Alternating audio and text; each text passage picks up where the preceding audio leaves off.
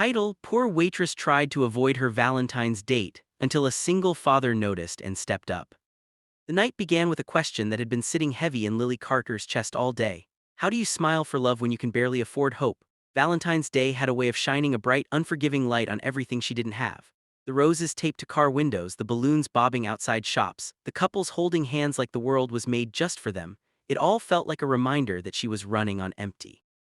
And tonight, of all nights, she was supposed to be on a date she didn't want, with a future she couldn't picture while pretending her life wasn't slowly falling apart. Lily worked the evening shift at Rosie's Diner, a narrow little place squeezed between a pawn shop and a closed-down movie theater. The neon sign flickered like it had a nervous habit, buzzing softly as customers came and went. Inside, the smell of coffee and fried onions hung in the air, comforting but tiring. Lily had been a waitress here for 4 years, long enough to know which booths rocked slightly and which regulars tipped well. She tied her apron a little tighter and forced a smile as another couple walked in, laughing, their hands intertwined. She greeted them warmly, even as her heart sank just a bit more. At 26, Lily had learned how to survive, not how to dream. Her mom had passed away when Lily was 20, leaving behind hospital bills and a tiny apartment that felt too quiet. Her dad had disappeared long before that.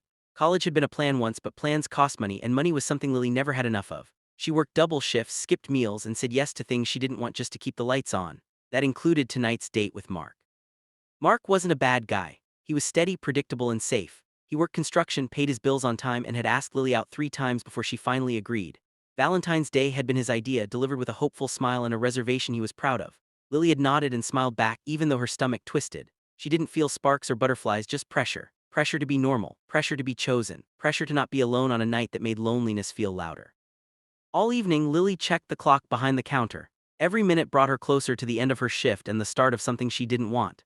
She told herself she'd cancel, that she'd text Mark with an excuse, headache, extra shift, anything, but guilt kept her fingers frozen. He'd been excited, and she didn't know how to explain that excitement was something she couldn't afford either. That was when she noticed him. He sat alone at booth 7 near the window, a little boy across from him swinging his legs and coloring on a placemat. The man looked tired but gentle, the kind of tired that came from responsibility, not regret. His hair was slightly messy, like he hadn't had time to care much about it, and he wore a jacket that had seen better days. The boy, maybe 5 or 6, had Lily's full attention. He was serious about his coloring, tongue poking out slightly as he concentrated. Lily walked over with menus, her smile softer now. "Hey there," she said, "what can I get you too?" The man looked up and smiled back, warm and genuine. "Hi, could we get 2 hot chocolates and maybe some pancakes?" The boy looked up, eyes wide. "With extra syrup," he added quickly.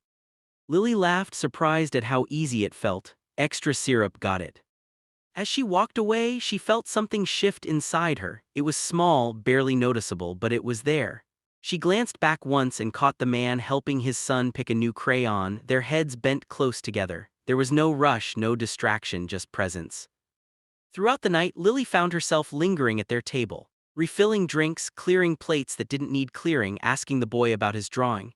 His name was Noah, and he was coloring a picture of a heart because it's Valentine's Day and hearts are important. The man, whose name was Daniel, listened patiently, nodding along like every word mattered. When Lily finally mentioned Valentine's Day, it slipped out before she could stop herself. "Big plans tonight?" she asked Daniel, instantly regretting it. Daniel smiled, but there was a hint of something else there, sadness maybe, or understanding. "Just this guy," he said, nodding toward Noah. "Best date I could ask for." Lily felt her chest tighten. "That sounds nice." Daniel studied her for a moment, not in a way that made her uncomfortable, but in a way that made her feel seen. "You okay?" he asked gently. The question caught her off guard. No one ever asked her that and meant it. She opened her mouth to give the usual answer, "I'm fine," but the words didn't come. Instead, she shrugged. "Just tired." He nodded, like he understood exactly what that meant. As the night wore on, the diner filled and emptied, waves of couples flowing through. Lily watched flowers being handed over tables, heard laughter and clinking glasses, but her mind kept drifting back to booth 7. Daniel paid the bill and thanked her sincerely, leaving a tip that was generous enough to make Lily blink. "Happy Valentine's Day," he said as he stood, helping Noah into his coat. "Happy Valentine's Day," Lily replied, her voice quiet.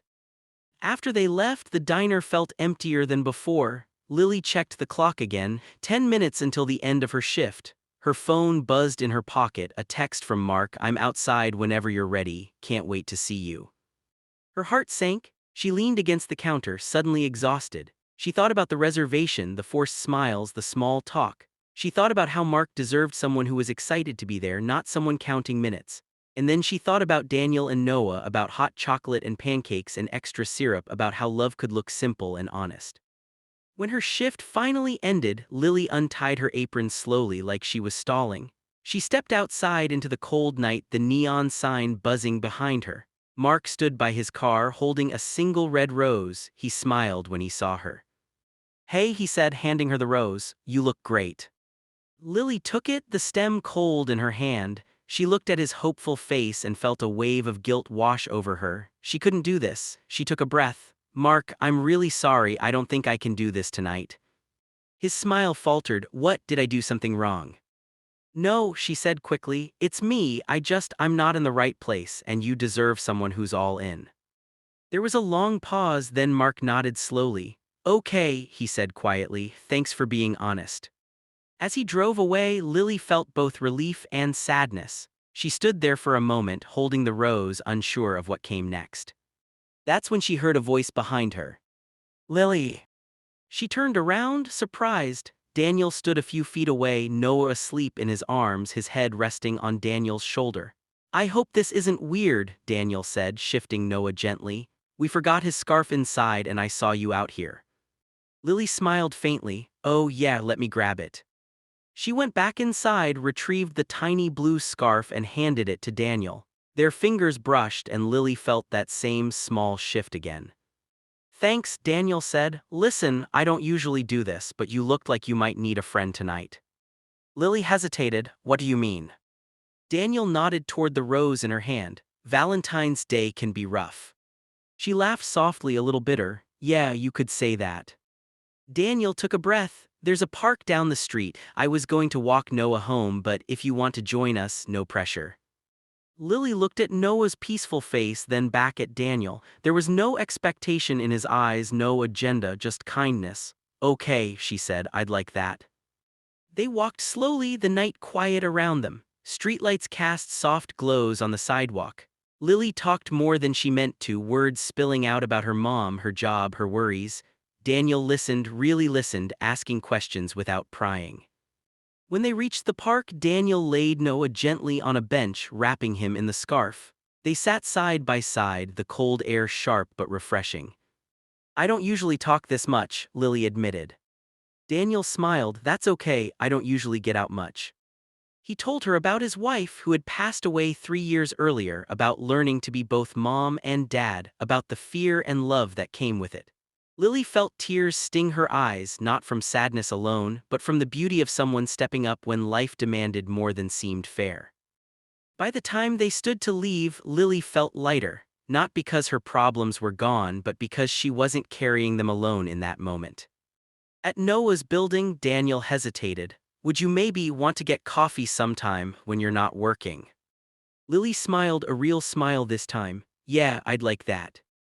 Valentine's Day ended without candles or fancy dinners, but it gave Lily something better, a reminder that love doesn't always arrive wrapped in roses.